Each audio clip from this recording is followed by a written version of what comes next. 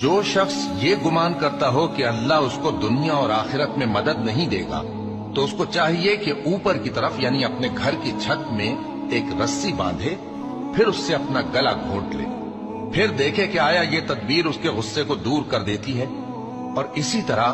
ہم نے اس قرآن کو اتارا جس کی تمام باتیں کھلی ہوئی ہیں، اور یہ یاد رکھو کہ اللہ جس کو چاہتا ہے ہدایت دیتا ہے۔ جو لوگ مومن یعنی مسلمان ہیں اور جو یہودی ہیں اور ستارہ پرست اور عیسائی اور مجوسی اور مشرک، اللہ ان سب میں قیامت کے دن فیصلہ کر دے گا۔ بے شک اللہ ہر چیز سے باخبر ہے۔ کیا تم نے نہیں دیکھا کہ جو مخلوق آسمانوں میں ہے اور جو زمین میں ہے،